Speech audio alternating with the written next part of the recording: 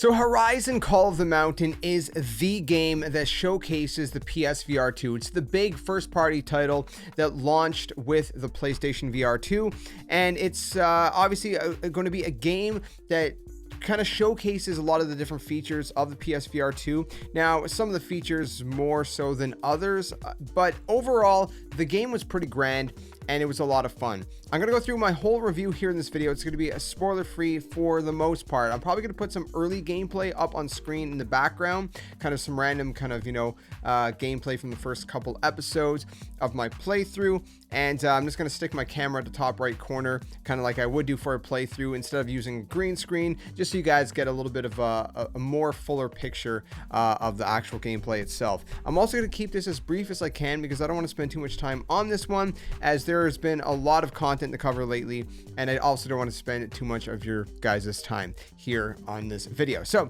all in all, Horizon Call of the Mountain. Now, obviously you guys are probably familiar with Horizon Zero Dawn and Horizon Forbidden West, and those are great games in and of themselves. People have come to love them. This one is more of a spin-off set in that world. Now you're kind of going into your own character, and again, I don't want to spoil too much of the plot. If you look up the plot online, you can see exactly what it's about, without maybe spoiling too much. But basically, you're trying to get a pardon, and so you have to help a certain group of people who Aloy, is it pronounced Alloy or Aloy? I think it's Alloy, right? Anyways, she's a part of this group, but I will say that don't expect to see her much. You will see her, but you don't see her very much in the game at all. It's not her story. This is a different character's story altogether. And so basically you're going on this sort of journey, and initially, like I said, you're kind of forced to do so, and you kind of you're going to learn more about this character and who this character is, but again, it's not extremely deep, not the same way as you'd expect from like the typical mainline games, right? Don't expect it to be that. It is a spin-off after all. Now, of course, story-wise, it is intriguing. It has an intriguing story that interests you, but again, it doesn't have a ton of depth, so don't expect to be mind blown by the story itself, but I think it's enough to at least keep you going and intrigued to see where it kind of ends up. I wish the story would have been a little bit more, I'll be honest. I wish that it would have had a little bit more interesting aspects to it, but again, it wasn't completely dull or boring either. Now, that said, when you jump into the world, what I will say is that this world showcases the OLED and the 4K of the PSVR2 beautifully. It looks stunning. Everything looks super crisp and super vibrant. When I say crisp, though, this is not a PSVR2 review. Keep that in mind, right? I say crisp in the sense that the visuals are just very punchy. They're very nice to look at. They're stunning. They're breathtaking. Obviously, what we can talk about in a different video, specific to the PSVR2 itself, is that yes, the lenses are 4K, but don't expect it to look like you're playing, Forbidden West on the PS5 in 4K and that kind of clarity per se, right? So it's crisp, but it doesn't have that kind of clarity. Does that make sense? It's more of, like I said, it's more punchy, it's more vibrant, it's more like the world feels alive. And again, this is something that, utilizes the PSVR2 and just the VR technology in general that, pulls you right into this world. There were a couple points in the gameplay aspect where things felt a little finicky, where, a hand wasn't grasping onto a ledge correctly, but it wasn't too bad for the most part. Most of it worked pretty smooth from my experience. Again, this is just my experience. Keep in mind, reviews are subjective at the end of the day. What is my experience may not be your experience, and vice versa. I might love something, you might hate it. You might hate it, I might love it. I might hate it, you might love it. Whatever I'm saying, I have no idea. So the gameplay side of things, I actually did really enjoy because they utilize and introduce a variety of different mechanics and a variety of different pieces of equipment, gadgets, if you will. And these gadgets you're going to use to traverse the world in different ways. The cool thing about these gadgets is once you've unlocked them, the way you unlock them is you actually have to craft them. It's not missable. It's basically, it forces you to do it before going into the next mission. But it's really cool because with the the PSVR technology, or just I guess VR in general, you're using the controllers to grab something. You grab one piece, there's like a blueprint, you got to follow the blueprint, and you got to put things together and then tie it up, and it just kind of adds a little bit more of immersion, right, that you wouldn't really get with a normal controller, because again, this is VR, which I thought was really fun, really cool for the most part.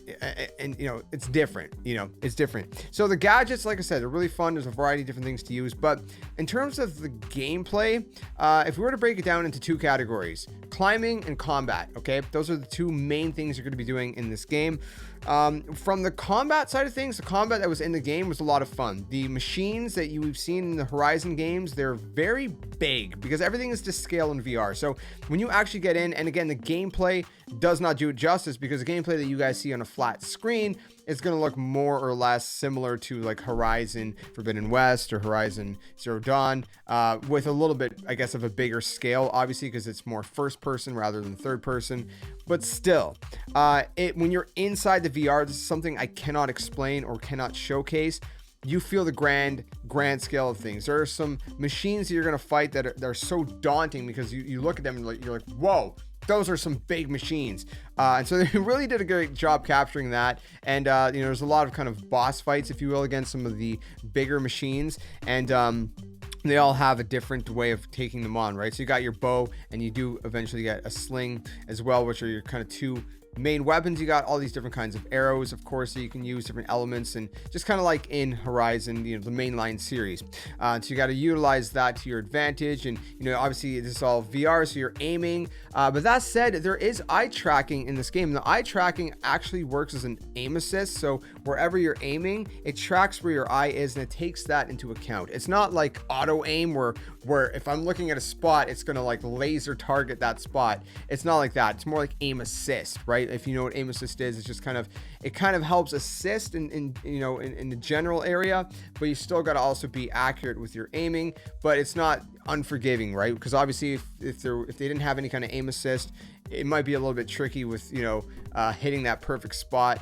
Because again, you are aiming it for real, and let's be real, not all of us are professional archers, in real life, so we got to take that into account. So, but that said, it does feel rewarding, right? It feels like it's balanced enough where it's not holding your hand entirely with the archery, but at the same time, it's not so unforgiving where you're getting frustrated and you can't hit any shots, and so it's nice. And again, you can turn the eye tracking off if you want to, which will assumingly turn off the aim assist. Also, cool thing that they use it for is the eye tracking. They used it for in selecting your menu options in the menus, but beyond that, they didn't really use it a whole lot. I would have liked to see them use that feature a little bit more, because that is a big feature in the PSVR2, which we're going to see other games like Switchback VR, for example, which is a horror game, use it a little bit more in terms of like blinking and shutting your eyes, and just the way it tracks your eyes. So I would have liked to see them utilize that a little bit more. I don't know how, but either way, it's not really much of a complaint for the most part. So like I said, there's a variety of different things to do in terms of combat, a lot of different machines. The fights are a lot of fun.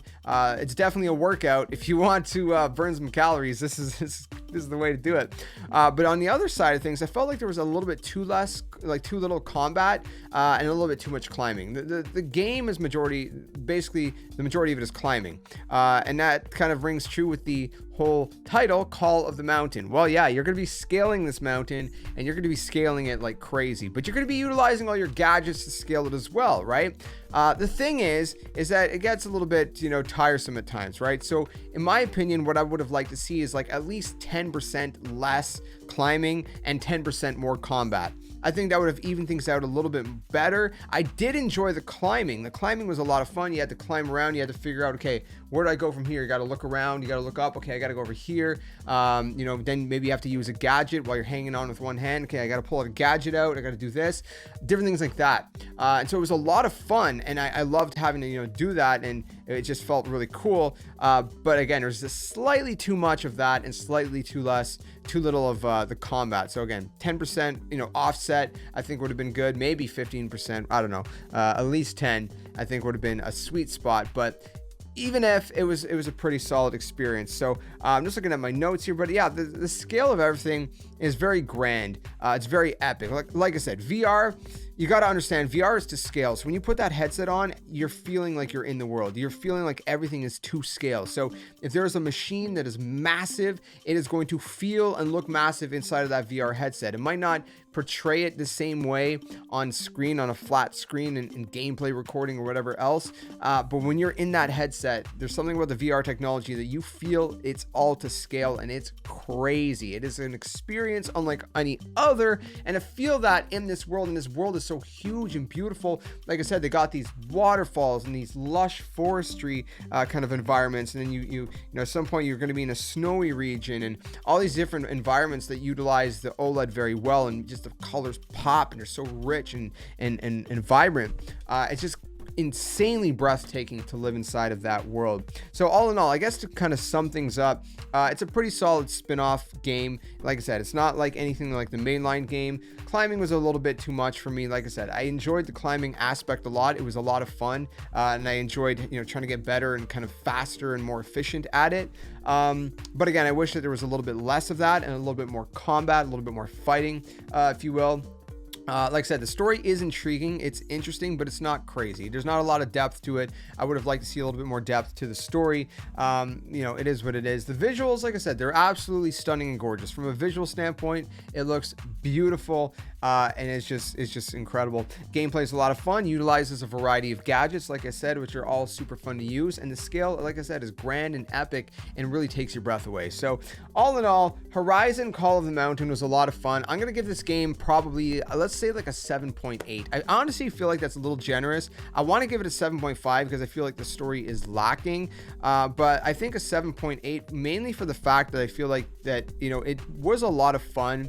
It was a very beautiful game to look at. You know, the fighting was great. You know, I think there was still some solid aspects there, but that said, you know, I probably should go 7.5.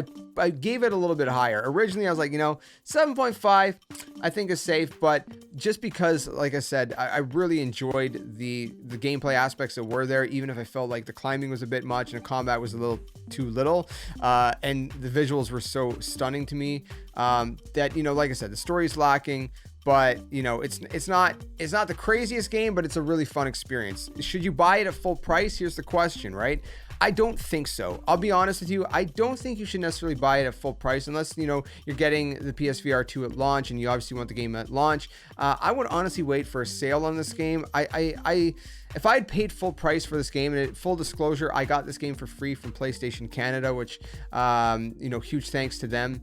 If I had paid for the game, I'll be honest, I don't think I would have been comfortable with that price, you know, given the experience. It is an amazing game to look at visually and to be inside of, but like I said, the story feels a little bit shallow, and, you know, there's some other aspects that could have been a little bit better and richer. I think you should definitely play this game if you have if you know, either have or plan to pick up a PSVR2. I think it's definitely worth playing the game. I just think this is maybe one of those, wait for a sale. Maybe it doesn't have to be a huge sale. It doesn't have to be like some 50% off sale, but at least, you know, a few bucks off, that, you know, maybe like 10 bucks, 15 bucks off, that, you know, just kind of softens the cost a little bit. I think it's one of those games, right? If it was like an 8.5 game, I would say pick it up at launch. Under 8, I'd say, you know, maybe it's better to wait, but definitely don't skip out on it. If you get a PSVR2, it is definitely a must-play game. So I hope that makes sense. I hope that kind of gives you a full picture of what I thought personally of the game. Like I said, you can see my full playthrough here on the channel. I'm going to have it all up. At the time of this going up, the last episode might not be up yet, but it will be shortly after. I already have like over half the game uploaded at the time of recording this. So I don't know. Let me know if you have any thoughts, or if you have any, I guess, questions, or if you've played the game and, you know, if you agree or disagree with my score. Would you give it less? Would you give it the same? Or would you give it more? I always like to hear you guys' thoughts in the comments below. Like I said, reviews, they're subjective. You might give this game a 10. I might, you know, I might give this game a 7.8. Someone else might give this game a 3. Like, everybody's gonna be somewhere else on this. This is my experience. I'm sharing with you guys. Take it and as you will, however it may help you out. And if you want to stick around for more content, be sure to hit that subscribe button. Leave this video a like if you liked it, dislike it if you didn't, and let me know why, so I can improve the content in the future. And I hope to see you guys in another video in the future. Until then, my friends, game on. Thanks for watching.